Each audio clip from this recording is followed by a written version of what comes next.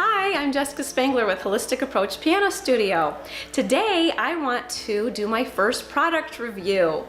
I am not endorsed or paid by anyone to share these things, but I have so many cool toys and tools and resources that I use in my studio, and they're really beneficial to a lot of students, especially when I'm teaching a group lesson and need some more games that are hands-on, or if I'm teaching really young kids that I need to keep it moving and do a different activity every 10 minutes or so. And especially with those students that maybe don't grasp these very abstract concepts that we use in music just by talking about them in lesson. They might need a more kinesthetic approach. So the first kind of manipulative or game that I wanted to share and review is made by my friend Rosalee Massie and her husband Mark Massie, and they live in Springfield, Ohio, and they each have their own business that came together to produce this. Rosalee runs Massie Integrated Piano Studio, and Mark has Massie Signs and Art, and you can find both of them on Facebook or around online, and I'll put a link in the comments to their page so that you can order this if it interests you. And what this item is this fabulous music mat. This thing is in the style of the game of Twister, and it is so cool. Let me hold it up. I might not be tall enough to get the whole thing in the camera at this angle. But it is actually double-sided, and it kind of covers all those very beginning musical concepts and symbols, notation, that your beginners are going to be using quite frequently. This mat is, just to tell you a little bit about it, it's 3 feet by 5 feet, so it's good size, very similar to a real Twister mat, and it's got a lot of the beginning notes, dynamic symbols, time signatures, basic rest values, things like that. And I typically use it with young beginners, or really any beginner, but younger beginners, elementary kids is kind of the sweet spot. But you know, definitely there's older beginners that could benefit and have fun with this too.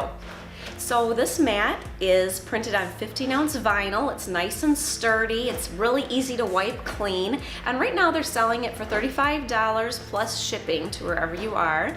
And I actually have paid a lot more for piano games and manipulative, so I think that's a really great deal, and I've already used it many times since I've gotten it.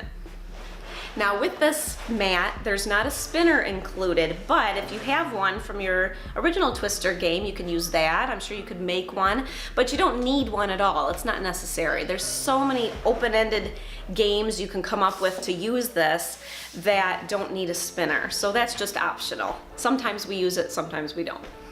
So I am going to have my kids help me demonstrate some of the games that we've come up with between me and Rosalee brainstorming that we use to help reinforce these abstract musical notation symbols and their meaning, and also help quiz to see where our students are at and what they've really understood and what they're a little unsure of yet.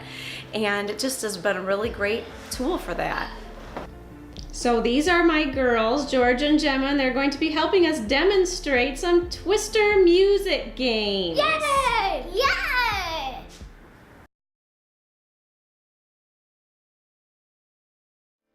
So this first game is like classic Twister. You just call out a color and a body part, and then you quiz your students on what they're standing on. And if you have a spinner, it comes in handy, but you don't need it. You can just call whatever color you want. All right, so this is classic Twister, and I like to have kids go one at a time because then it doesn't get chaotic when I'm asking them to say what they're standing on. So, Georgia, blue with your left hand. All right, what is it? A. Let me see, I can't check it. No, what is that? Oh wait, we're in the left. I forgot. C. Good job. All right, Gemma. We're not in trouble. You pick yellow with your left foot. Yep. Very good. What are you standing on? Forte. Very good. Okay. Georgia, bring your right foot onto a red square. Whatever you can reach. What is it? It's F. All right, move your foot so I can check it. I Good know job. the treble clef. I know the bass clef too, but I forgot. We were in bass I clef. know. All right, Gemma, you bring your right foot into a green square. Good job. What is that? That's a quarter note. Very good. And for Gemma, I'm specifically asking ones that I know she knows because she's a newer beginner than Georgia, so you can do the same. And we're not using a spinner, but you can use one if you want. All right, so that's a demonstration of kind of a classic twister. And obviously the more kids you have, or the more going on at once, it gets really chaotic and kids start to get real silly and use all sorts of different interesting body parts Like for your this. head. Yep. I had several students standing on their head earlier. It was great fun. All right.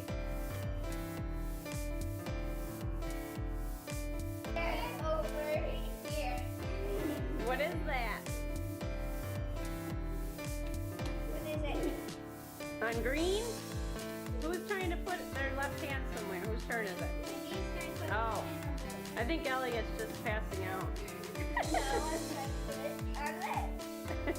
Oh my goodness.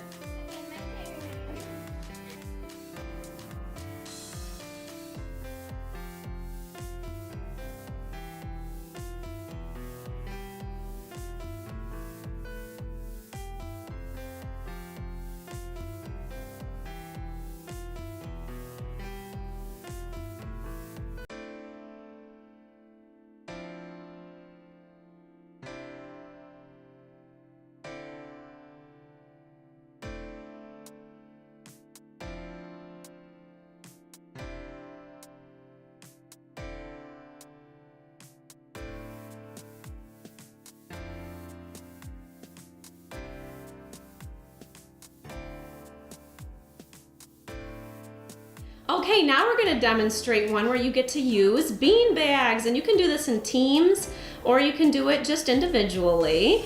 And this one we kind of did when I taught ORF music program in Jackson, Michigan about 15 years ago, and we got to do it with big poster boards and the staff. But here we get to use Rosalee's fabulous mat. Here you go. So really only need one of those probably. Give one to Sissy. There you go. All right, let's see. I'm gonna let you toss it wherever you can, and you have to name the symbol. Okay, wait, a symbol or note? I wrote. Whatever it lands on, because it's really hard to get it to land in a right square. I have You to can use a narrow spinner and narrow it down to a column sometimes and just say, hey, throw it on a red one or whatever. But I find it's very challenging for the younger kids to make it land on it. So you'll be here all day. So throw it wherever you can and see what you get. Right between. What is that one? Hey! Very good. Oh, wait. Yep, you're right. You're right. Good job. All right, then you go to the back of the line. Let Gemma try. Can you throw it on one that you're confident with? That you've learned so far? What is that? Ah! You don't know. You haven't played that one, so it's okay. Just take a guess. That's eighth note. 8th note. Georgia helped you. But in all credit to you, you haven't learned that one yet. All right, good job. So you could keep rotating or having even a relay race where teams battled each other. And another tidbit, another note is that I don't prefer to make people be out when they get something wrong, because to me that kind of defeats the purpose. It makes the game end too soon because we don't have a ton of kids. We want them to keep learning, so I'd rather reward when they get it right, and we usually do that with stickers or something fun like that. All right, let's see if we can do another one. All right, so this game we got the idea for somewhere online, and they gave the idea of bopping the colors of the pool noodle and making different games using that. So I thought maybe Georgia could demonstrate how fun this can be. She's going to actually spell out a word using some of the letters. I'm gonna make her spell cab by bopping out some of the letters. Go ahead, Georgia, find the right ones. Say them as you do it. C. Okay. Where's A? Okay. B. Very good. All right. Gemma, you haven't learned staff notation yet. Can you tell me the dynamics in order? Bop them out. What's the quietest? What is that? Piano. Very good. What would the next loudest be? Just a little bit louder. Very good. Do you know what that's called? Look over here. Mezzo piano. That's right. What's next? What's a little louder than that? Really loud. No, that's just kind of loud. That's like your speaking voice. Mezzo forte. All right, and then? Forte. Very good.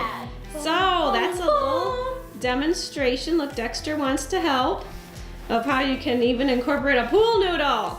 Too cool. All right, this game is kind of like musical chairs. We're gonna call it musical squares. I just came up with that, you like that? So the students are going to be walking around and I might play a little ditty on the piano if I were doing this in real life. And when the music stops, they have to tell me what they landed on. All right, go ahead, keep walking around. Do, do, do, do, do, do, do, do, do, do, do, do, do, do. All right, stop.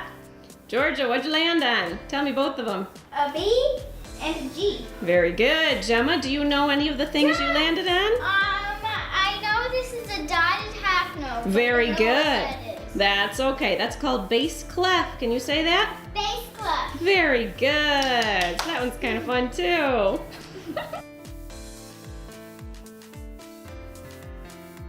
All right, the last game we came up with for today to demonstrate is Simon Says. So, Simon Says, put both of your right hands on a dynamic level. I think I'm gonna go really loud today. Okay, Gemma, what's a dynamic? There you go, good job. Now, Simon Says, put your left feet on a note value. So, yep, so not a letter name. Right. Left foot. Gemma, can you get it up there? Oh my goodness, you're twisting already. All right. Now, let me come over this way so I can see both your faces. Now, put your right foot on a green square. Oh, all right, you're both out because Simon didn't say. Oops! So I'm just teasing you, we're just having fun. But you can see how the kids will get a kick out of that one. What do you think, Dexter? What do you think? You want to play with it?